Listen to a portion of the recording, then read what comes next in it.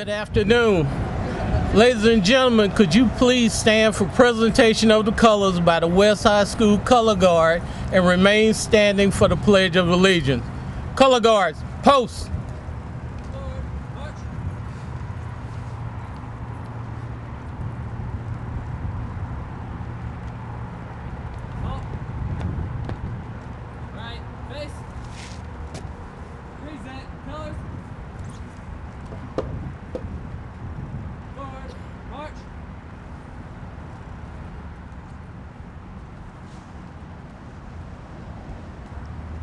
I pledge allegiance to the flag of the United States of America and to the republic for which it stands, one nation, under God, indivisible, with liberty and justice for all. Thank you. You may be seated.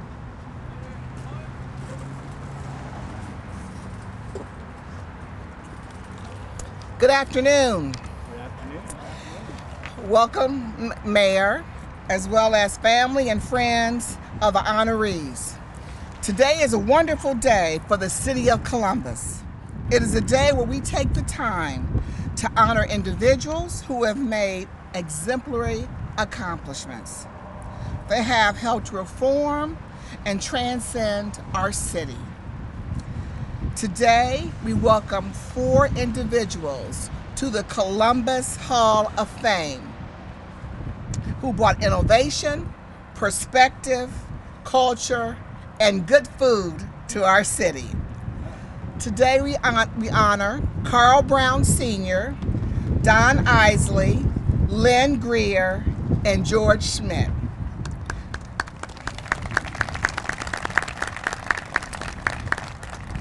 Each of this year's nominees share a common thread: service beyond self. You will learn about Carl L. Brown Sr., a man passionate about delivering fresh foods to our inner city neighborhoods.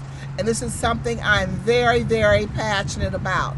But also, being born and raised in Columbus, Ohio, and lived on the Near East Side, I went to the Carl Brown food store all the time.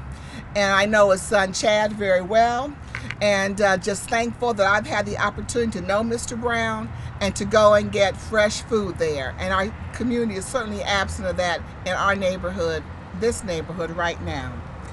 Also, Don Isley, a man who reached the stars and then became an astronaut. Lynn Greer, a woman who has led the charge of equal rights for the LGBT community. And last but not least, George Schmidt, a man who gave us culture with the launch of Oktoberfest, which this year celebrated its 50th anniversary. So I thank you, I welcome you as we celebrate those who helped us become America's Opportunity City. I also want to recognize State Representative Herschel Craig. I think this is his district, who is here. I also see from the school board, I see Mary Jo Hudson is also here. And so now I have the distinct honor of welcoming our mayor, Mayor Andrew Ginther. You're welcome. What a great day in the city of Columbus. An exciting day to celebrate some of our great neighbors who have made significant contributions to the quality of life of Columbus and in some cases around the world. Before we get into recognizing them, I do want to acknowledge 2 amazing people that helped envision this incredible backdrop that we have here today.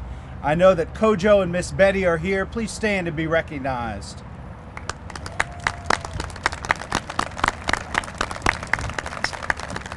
Thank you. It was their vision and their gifts and their due diligence that led us to have such a special place to recognize amazing people of Columbus.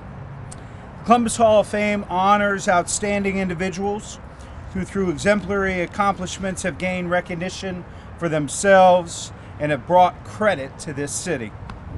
We have honorees in just about every professional field, from artists to athletics to aviation. Past recipients include people who only need their first name uttered: Amina and Archie, and great legends of our city. Amina, one of the most prolific artists this community has ever produced, is also featured behind us on this cultural wall. Archie Griffin, the only two-time Heisman Trophy winner, Eastmore High graduate. I know Councilmember Tyson wouldn't let me get by without that. Today, Robinson and Griffin and all of the other past honorees are joined by 4 amazing Columbus natives who each have helped build Columbus into the preeminent city it is. We're here to honor our newest inductees into the City of Columbus Hall of Fame: Carl Brown, astronaut Don Isley, Lynn Greer, and George Schmidt. Carl L. Brown Sr. was the founder and owner of Carl L. Brown's IGA that used to reside just down the road there on Mount Vernon Avenue. And if you look closely at the cultural wall behind me, you'll see his store. His store was one of the first African-American locally owned businesses in Columbus. And as Mount Vernon Avenue evolved into the city's African-American epicenter of political thought, Brown was seldom out of the limelight as an entrepreneur and a civic crusader. Brown joins others in the Columbus Hall of Fame who used little more than their entrepreneurial spirit and hard work to start much-needed businesses. People like the Flower Lady, Edna L. Bryce, who ran a flower shop out of her home and went on to become a driving force in the development of the Mount Vernon Avenue District Improvement Association. More than a few dreams were spawned out on Mount Vernon Avenue, and Carl Brown's were among the first. Here to accept the induction of Carl Brown Sr. into the Columbus Hall of Fame is his son, Chad Brown Sr. Mr. Brown.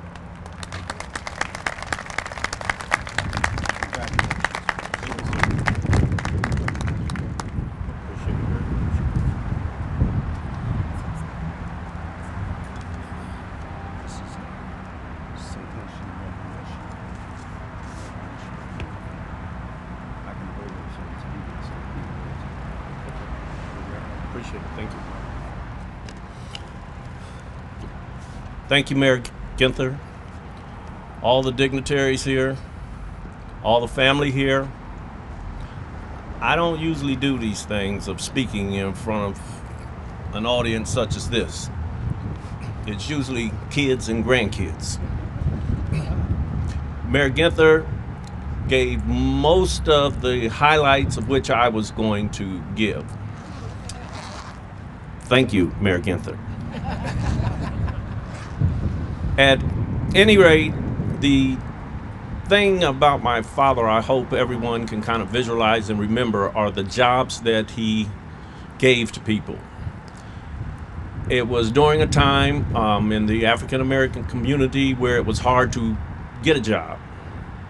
A lot of these people that he employed went on to become employers of their own.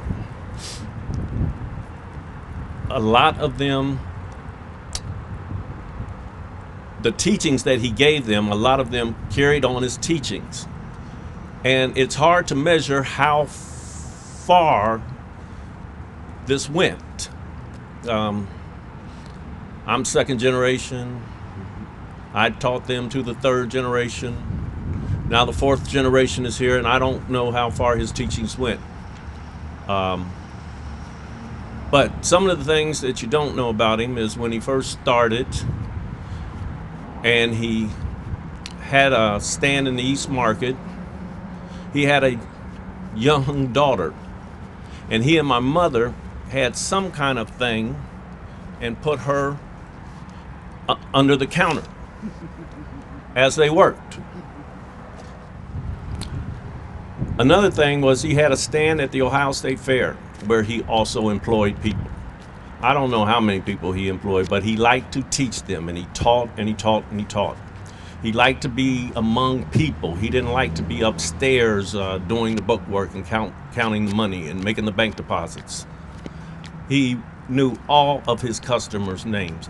I don't know how he did that. The only names I remembered were the ones that had an attractive daughter.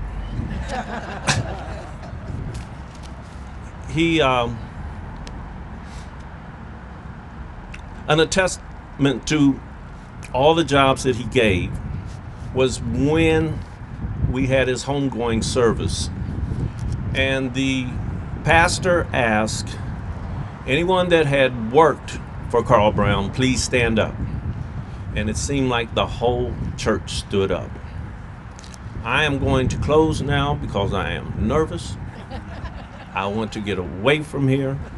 If anybody has any questions, I'd be more than happy to ask them after everyone else is finished. Thank you.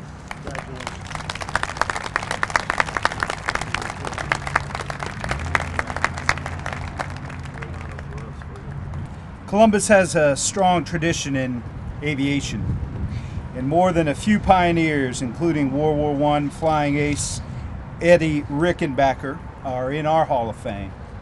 Today, we add Colonel Don Isley to that list.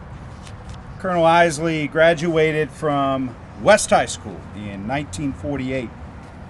I believe we might have a few members of his class here with us this afternoon. If you would, just raise your hand.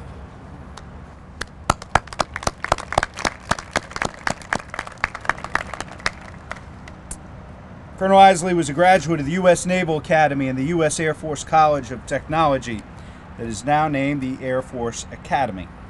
He was the winner of many awards and was on Apollo 7, a NASA mission that surveyed the moon's surface in preparation for Neil Armstrong's "One Small Step for Man, One Huge Leap for Mankind" walk on the moon. Here to accept Colonel Isley's induction into the Columbus Hall of Fame are Monty Chase, a former Hilltop area commissioner who nominated him, and Ken Mahan, who graduated from West High School with Colonel Isley. Mr. Chase, Mr. Mahan.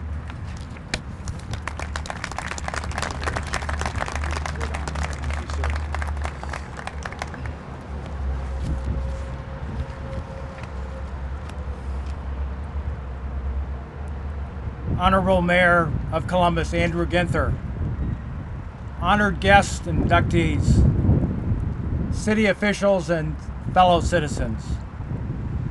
I am pleased to be here today for this special occasion to honor 4 outstanding individuals who, through their exemplary accomplishments, have gained national recognition for themselves and brought credit to this wonderful city.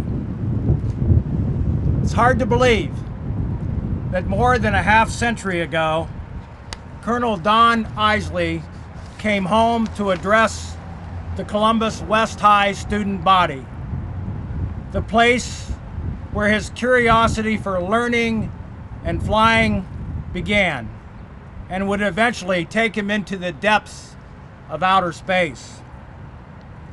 It was my senior year. Time has stripped away my memory of his exact words that day, but it can never take from me the memory of how I felt. Proud to be a Columbus West High cowboy. He was one of ours, an astronaut. Proud of my Hilltop community, where I'm still proud to call it my home, and proud that he called it his. And proud to be an American, where men and women like Colonel Isley risked their lives as the early pioneers of space travel. Time passed until about 15 years ago, during my tenure as president of the Hilltop Business Association. I was asked to speak before City Council about the merits of a new health center for the Hilltop community. As I strolled the walkway at City Hall, I came upon the names of those recipients, past recipients who were inducted into Columbus's Hall of Fame. Singer Nancy Wilson, also a West High Cowboy. Legendary coach Woody Hayes, and former Mayor M.E. Jack Sensenbrenner, who lived on the hilltop on Guernsey Avenue, just to name a few. But what was obvious to me that day was the name that was missing from the wall: the astronaut. I made a promise to myself that night that future generations would not forget one of our favorite sons. And today, that promise is fulfilled. Now, it is my pleasure to introduce to you Don Isley's lifelong friend and West High classmate of 48, Mr. Ken Mahan.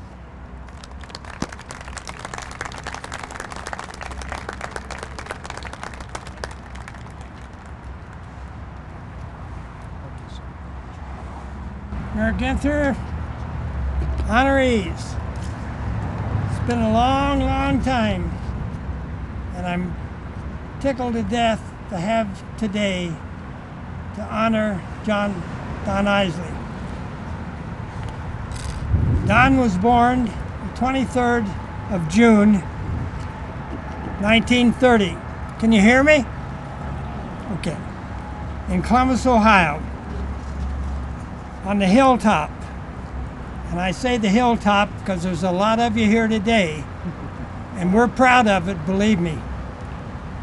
He graduated in the June class of 1948 of West High School. Don had a dry sense of humor, liked by everyone in West High School, and he liked aviation back in 1948. He liked it so much that he used to hang around on weekends and at night sometimes at the old Sullivan Avenue Airport. That was a long, long time ago. It doesn't look that same out there anymore. And he was picked by the class of West High School prophecy as the most likely to succeed. But little did we know how much he would succeed and how much history he would make.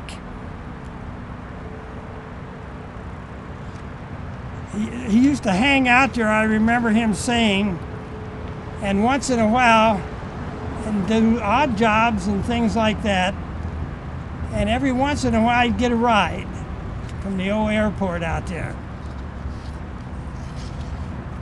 Don was married after he graduated, of course, and he received, before he graduated from West High School, he received an appointment to the United States Naval Academy. Don was married to the former Harriet E. Hamilton of Nathan Hutton, Ohio, and Don had 3 children at that time.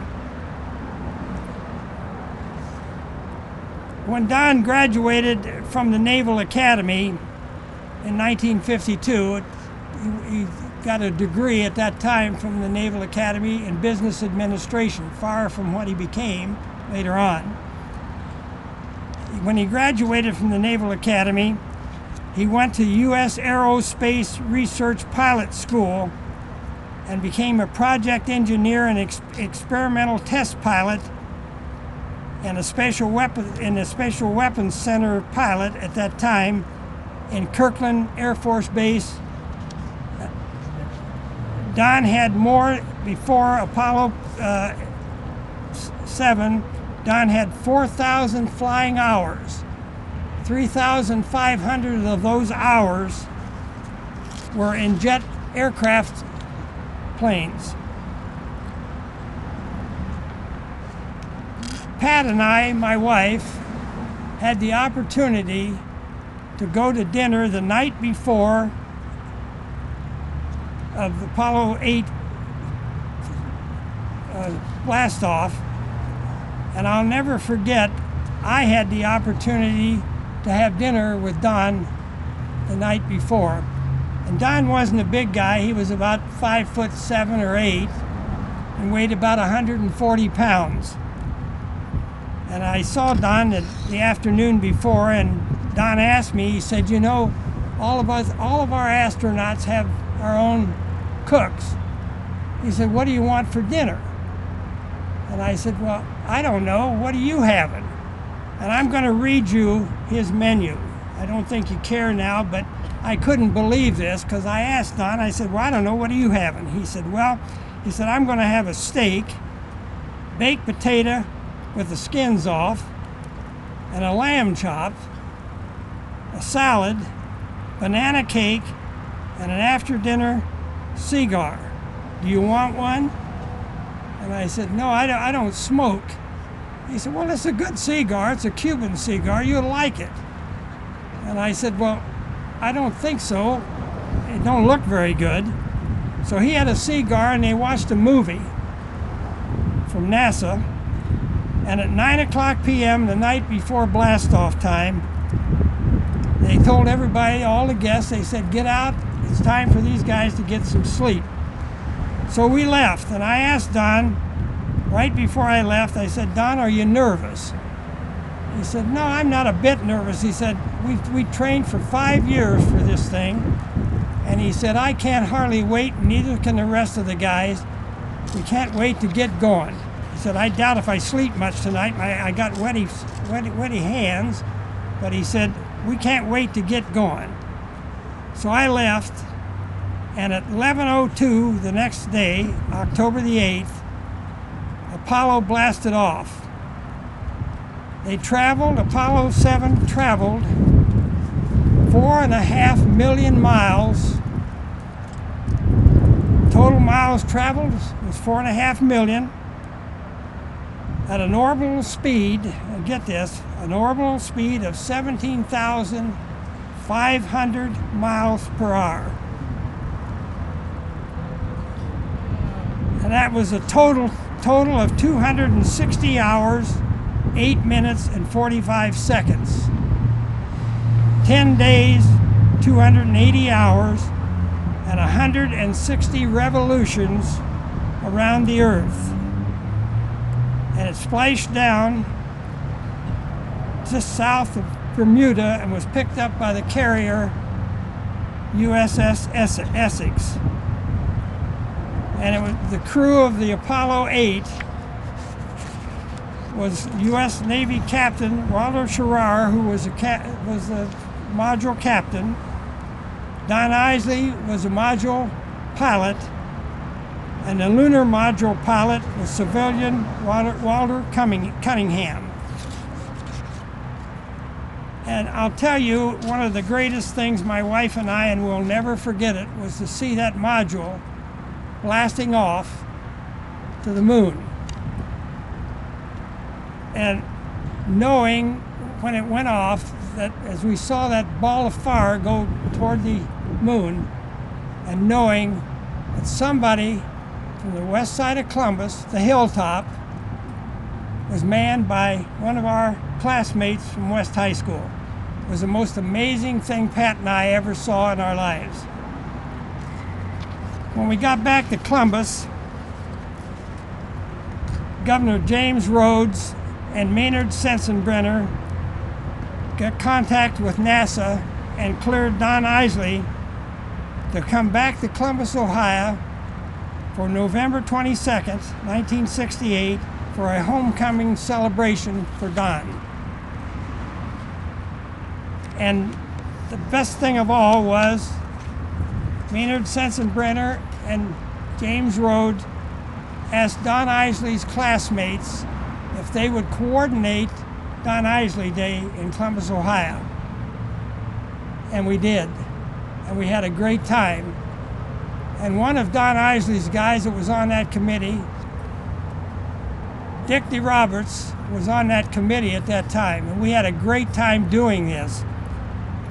And on November the 2nd, the first thing they did, Don did, at 10 o'clock in the morning, was go back to West High School and talk to some of his old teachers and his old some not of his old classmates. They were all gone long before that. And at 10 o'clock, he went back and spent most of the morning with his classmates. And at 1 o'clock or 10:30 or 12:30, thereabouts, he went to a ticker tape parade from Old Union Station, long gone now. And he marched down High Street in the ticker tape parade to the front of the State House and was honored by Maynard Sensenbrenner and Jim Rhodes, the Columbus Dispatch, the Chamber of Commerce, and many more people honored Don at that time. And at that night, he went to a banquet at the old, I think it was at that time, it was either the Neal House or I forget which hotel. But the first 2 tickets that were bought to that banquet that night was by Neil Armstrong and Mrs. Armstrong. Neil Armstrong was the mother and father of Steve Armstrong. Yeah, I couldn't even think of it at the time.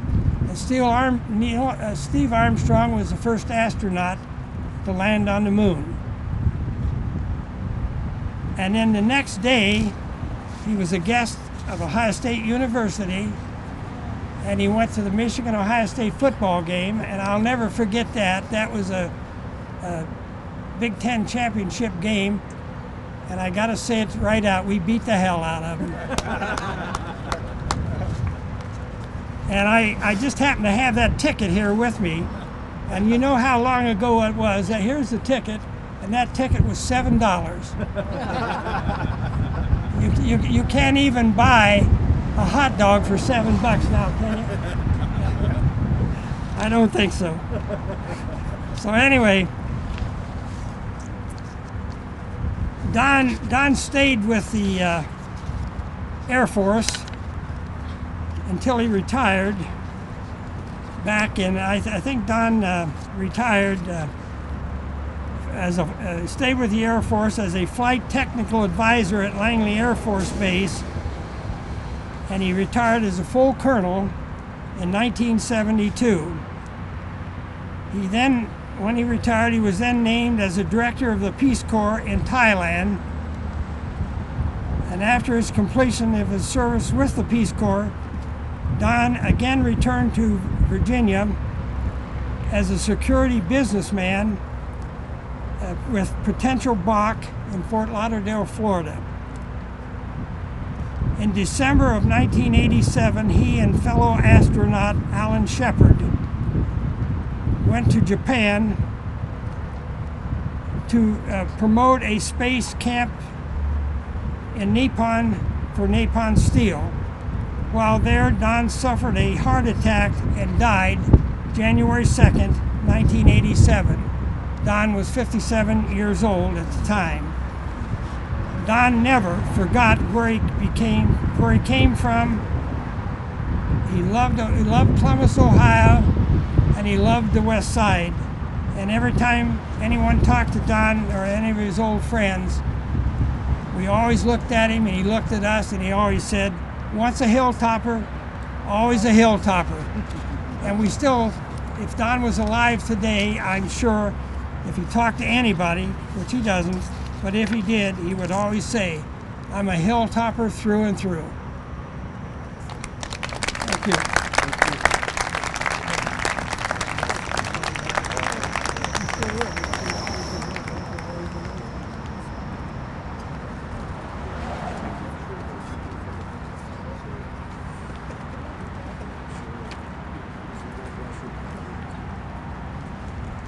Last week, Columbus was given a perfect score, once again, by the Human Rights Campaign Foundation's 2016 Municipal Equality Index, the only nationwide rating system of LGBTQ inclusion in municipal law and policy.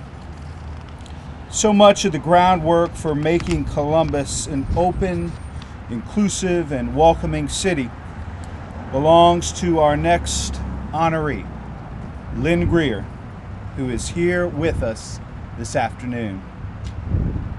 Lynn has spent her life making the world a better place with her can-do, will-do spirit and fiery passion. She has dedicated her life to raising awareness of and gaining equal rights for the gay and lesbian community and people living with HIV and AIDS. What many of you may not know is that Lynn was a professional golfer before she became such a powerful and full-time advocate for the LGBTQ community. She played for her beloved Ohio State Buckeyes before going on to join the ranks of the PGA and LPGA club divisions. Friends, neighbors, I am so proud to induct Lynn Greer into the Columbus Hall of Fame.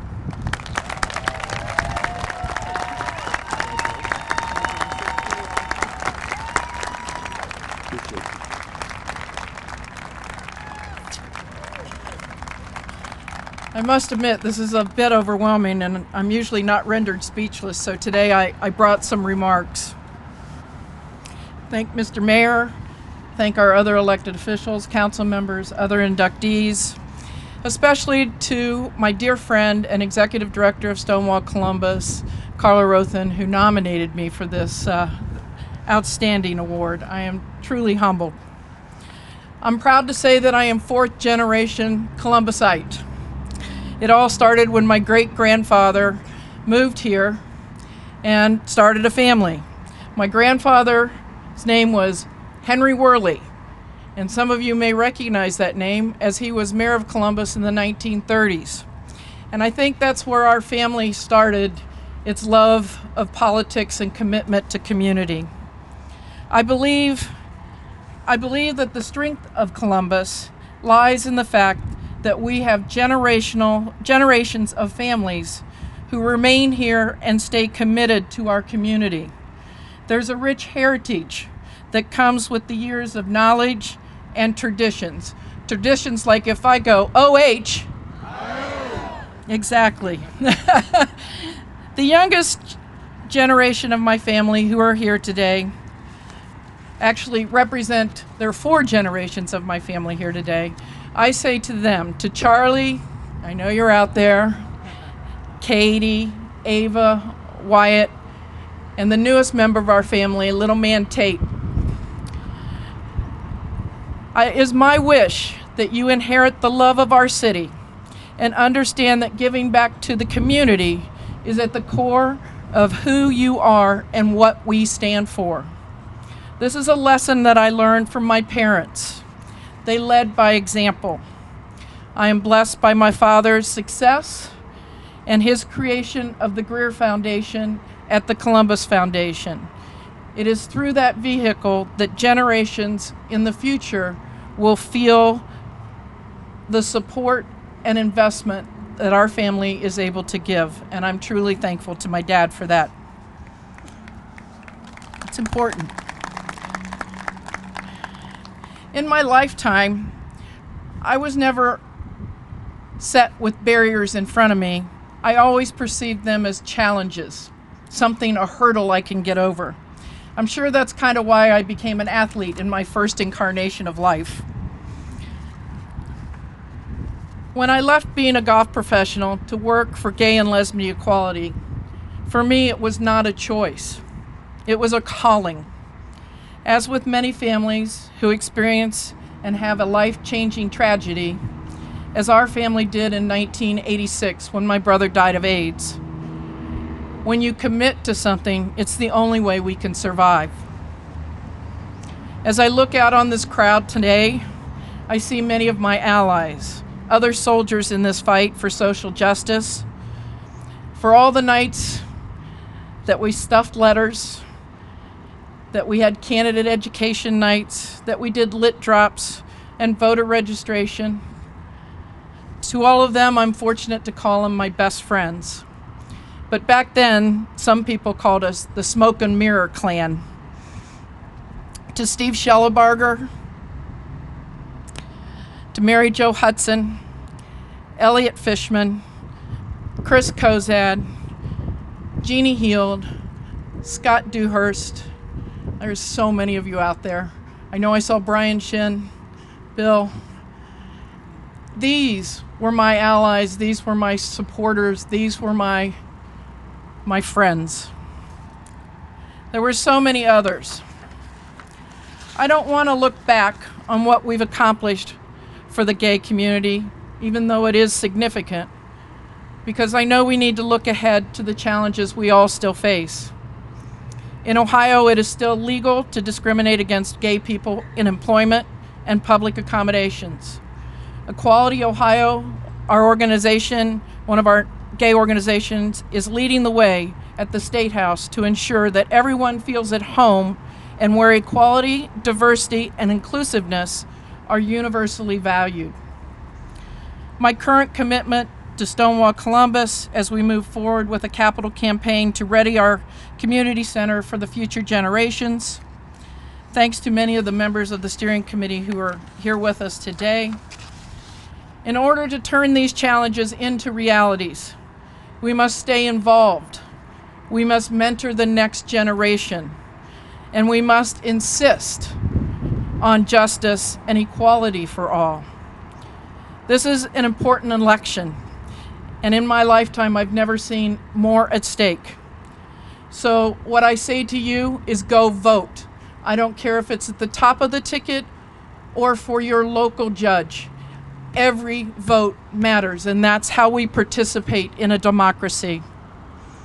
I need to say thank you to my political mentors. And Cindy Lazarus, so invaluable to my life and growth. Matt Habish, Les Wright. Shockingly and surprisingly and thrilled, Fran Ryan is actually here, who was, at the time when I was doing all this work, was chairwoman of the Franklin County Democratic Party. I'm glad to see you here. Jerry Hammond and Pat Logston, to just name a few. These people opened their doors and their hearts to me. In many cases, I was the first gay person they had ever met. To the neighbors that are here that I grew up with on our street in Arlington, thanks for being here, and I see you guys. It's awesome. It's nice to have lifetime friendships. And last but never least, to my family, I want to say thanks. To my mom and my brother, who will always be with me in my heart. To my father, who is here today, and his wife. To the love of my life, who I've always said if I'd have met her sooner, we'd have been together longer. But we've had 23 good years so far, so we'll keep it going. To Andrew, to Natalie, to Michael, I call you my kids because I love you as if you're my own. So whether you are a Worley, an Eckhart, a Walton, a Howard, or a Greer, you are all in my family. I thank you for being there and on this journey with me. Thank you so much.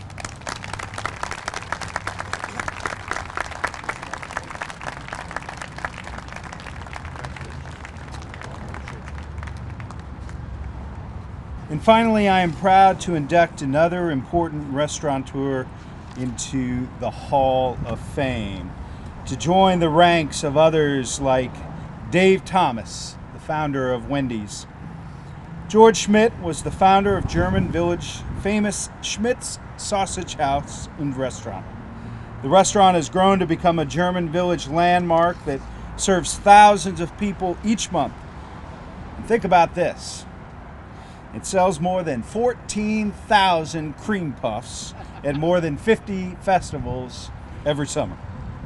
The birth and revival of the Columbus Oktoberfest was due in large part to the efforts of Schmidt and his family, who helped organize the city's first Oktoberfest in 1967.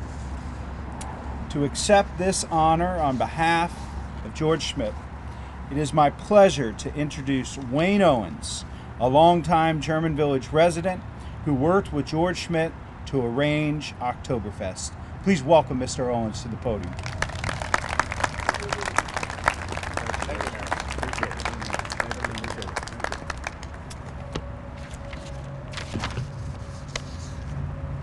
Thank you, Mayor. It's a personal honor for me to be here to speak on George's behalf. And like a lot of these folks, what a list. You've named most of them that I was going to.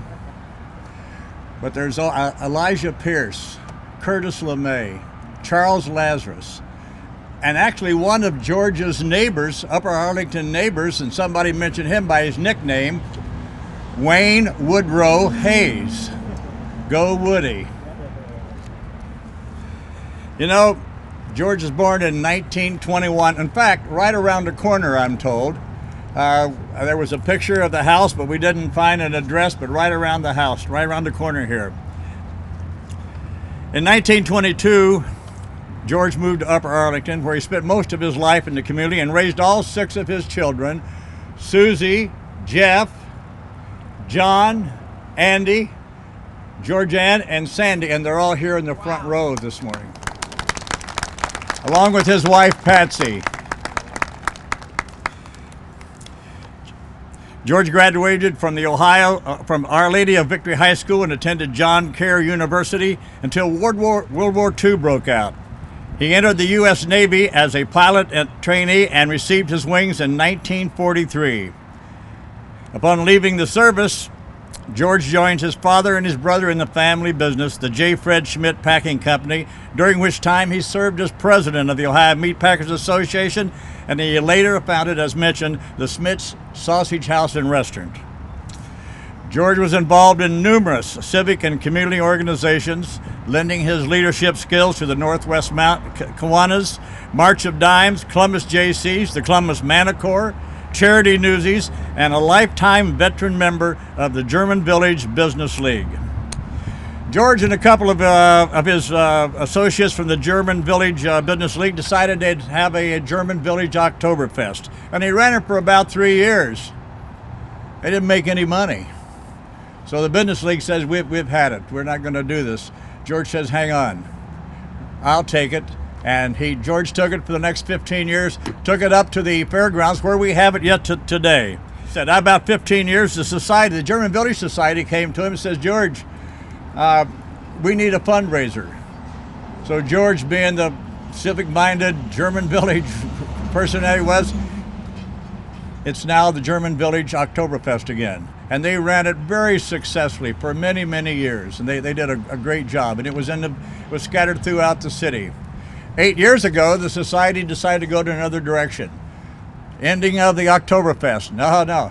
The Schmidt family says, we're going to continue it. So for the last 8 years, the Schmidt family has run the Columbus Oktober. And we're blessed here in this area. We have great festivals, the Irish Festival, the Greek Festival, the Italian Festival, Latino, Asian, on and on. We are blessed.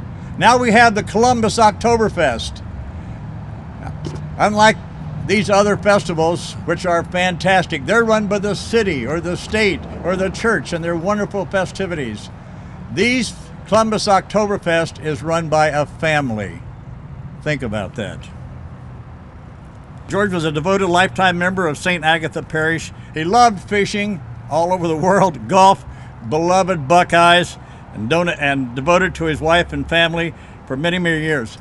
5th generation now working with the Schmidt family. You know, on a personal note, I've been with the Oktoberfest for going on 30 years, and the last 8 years with the Schmidt family. Patsy and George came to me, never hesitated to encourage, thank me, and thank the organization for being a part of it, and I've never forgot it. George Schmidt, to me, is an icon. What can you say? 130 years in the Columbus area. The Bahama Mama is the official sandwich of Columbus. If you say cream puff, you think of Schmidt's. George Schmidt. We're honored. Thank you so much.